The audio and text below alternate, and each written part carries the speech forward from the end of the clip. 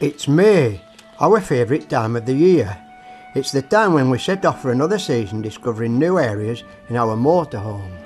I always sling my video camera over my shoulder on these outings, and from 3 hours of video I've cut it down to 15 minutes to show just a snippet of our 5 weeks holiday. Welcome to another chapter from my video diary. Llangollen. This is a new area to us. We're here to see the Pontysuffter Aqueduct over the River Dee. Built by Thomas Telford, it's now a World Heritage Site. Good morning. Good morning. Flying on here. You want to step on and have a look? Yeah, the canal actually has a flow on it which you can feel as you're driving, because it's supplying water into the Midlands from the Welsh hills, and that was one of the reasons that it survived when the canal system fell apart, because it was used as a conduit for drinking water. 1805.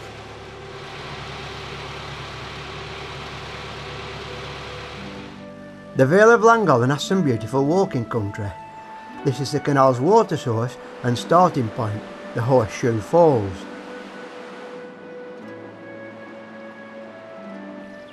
Another 7 miles up the Vale, the Llangollen Railway terminates. It's just perfect for the return trip.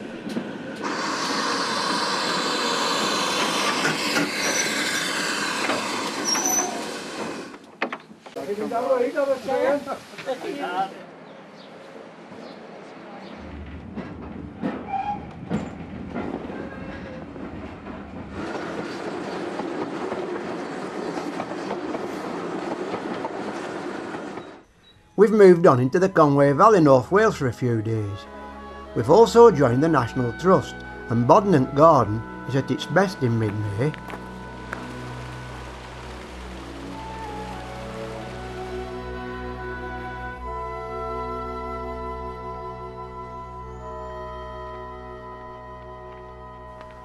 Another National Trust property, Penrhyn Castle, near to Bangor on the Menai Straits. It has a fairly extensive railway museum in the old stables.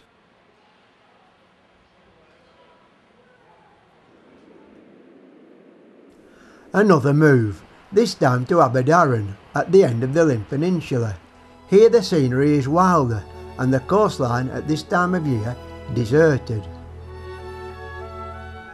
This flower, called the spring squill, grows on the cliff tops, mostly on the western side of Britain.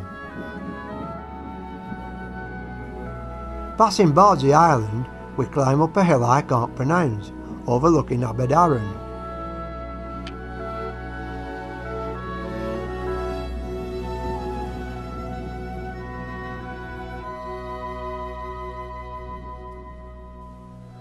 Moving on to Anglesey, we visit the site of Bronze Age stone huts, before calling in at the RSPB reserve at South Stack.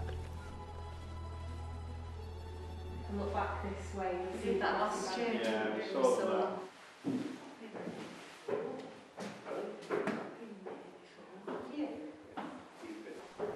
Outside, an extremely rare flower. You wouldn't probably notice it was there unless you... So we're privileged to see this, are we? You're very privileged, yes. You can't see it anywhere else in the world apart from here.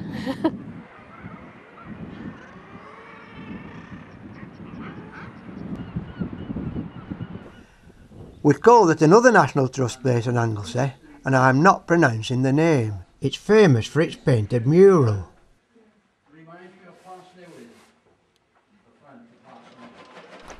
The Welsh Highland Railway now runs all the way between Carnarvon and Portmaddock. The last section is now completed through Bedgellet and down to Portmaddock. This is the section we are going to ride. We're going once the other train arrives.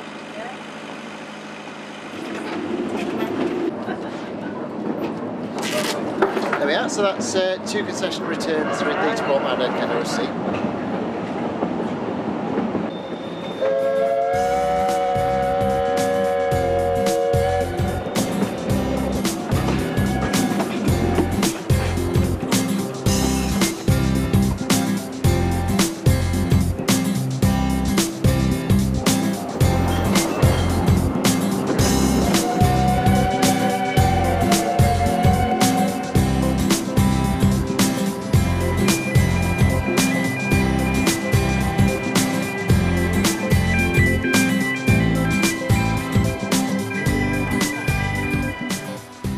the old town of Rhayader, central Wales, on the upper stretches of the River Wye. We've had 2 weeks of cool weather, and now we're in the second half of May, and the first real taste of summer has arrived. We've cycled and walked in this lovely area before, but in this weather it's just too good to miss. The off-road cycling follows the old railway track right up into the hills.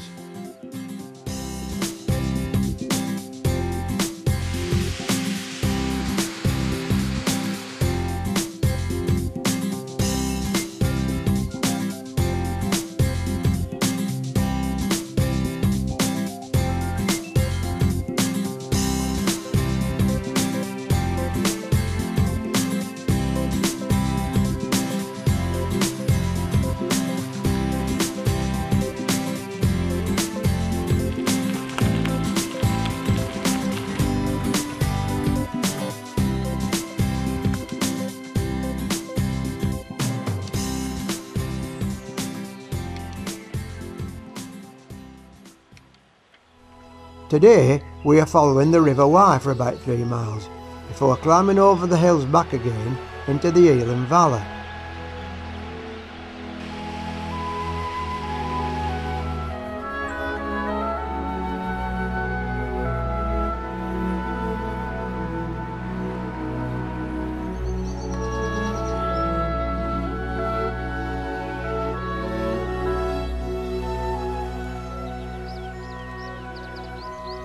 This is red kite country.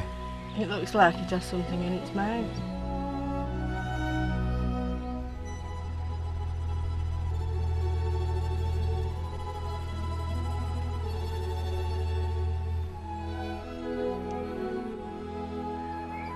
Moving southeast down the Wye Valley, we stopped overnight at Llangollen.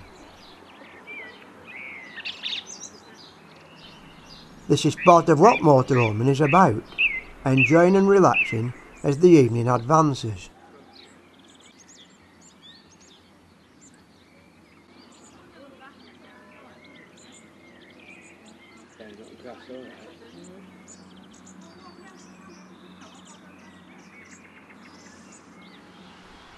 Panda, another new location, near Abergavenny in Monmouthshire.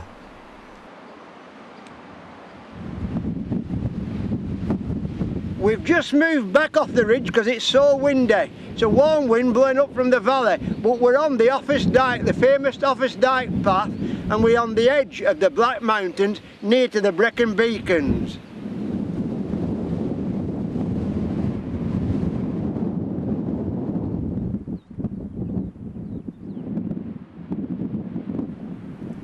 I don't think I've ever seen any hawthorn blossom to better this show.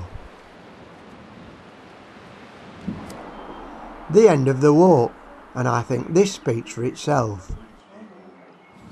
The volcano-shaped hill standing above the meadows is deceptively high at 1600 feet. We approached it from Panda through meadows dispersed with orchids.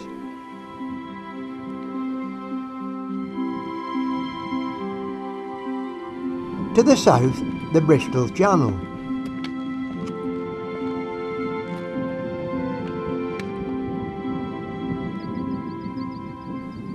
In the distance, the Brecon Beacons. That's where we'll be heading tomorrow. Under Penny Fan, the Caravan Club are preparing for the Jubilee weekend. From the canal basin in Brecon, there's good cycling along the Brecon-Monmouth Canal.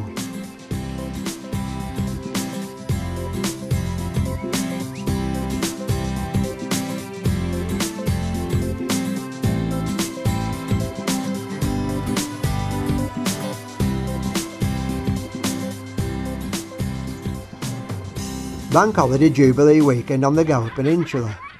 A shocking wet day for campers and the Queen's Jubilee River Pageant, but in our motorhome there's all the home comforts. So fortunate to have some magnificent buildings, churches of course as well, government buildings and the rest scattered throughout.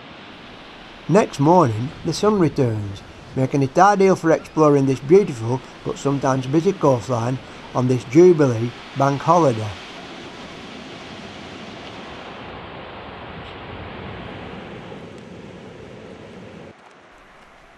The coastal path passes the campsite and winds its way around lovely beaches to Worm's Head at the end of the Gower Peninsula.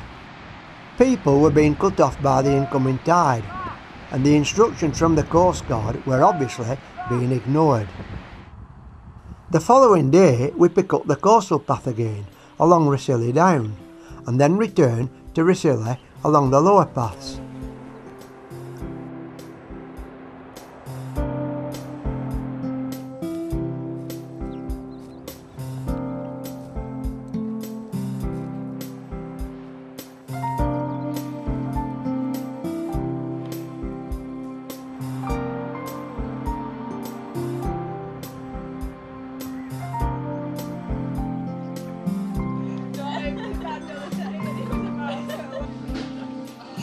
Another good cup of tea and cake finishes off another easier day.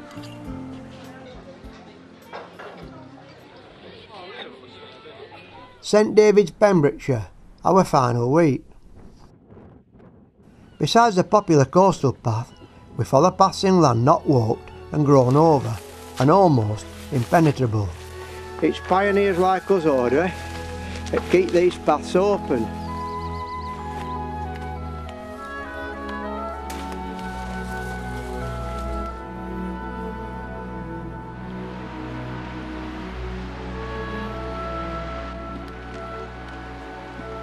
Along the coast there is almost endless walking. Here around White Sands Bay we saw the Chuff and climbed Windy Hill behind our campsite.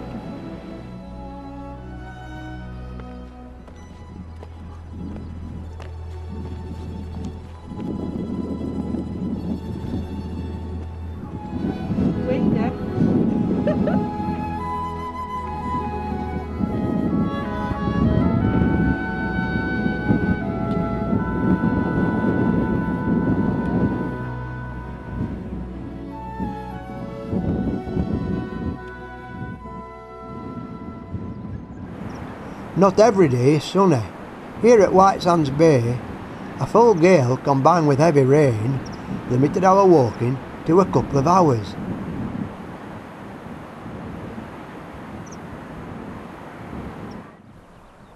The western coast is the wildest, and a sharp eye can always pick out the odd seal.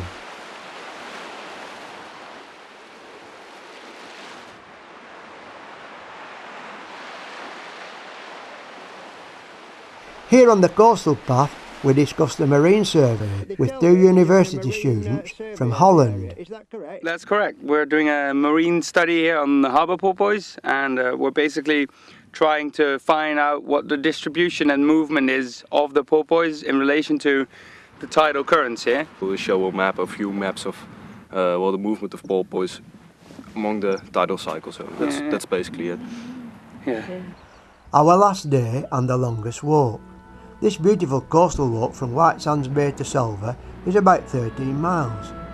It passes Ramsey Sound and Ramsey Island before following the coast eastwards to Solva.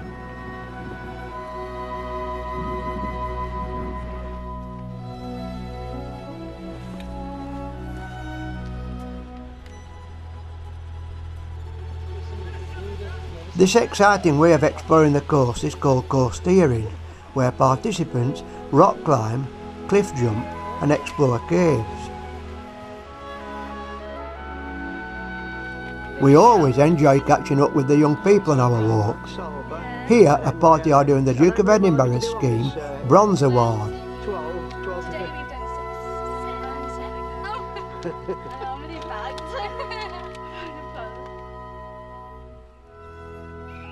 In the late afternoon we reach Solva, the end of our walk, and after the bus back it's the end of another small adventure in our motorhome. Where we go next, who knows?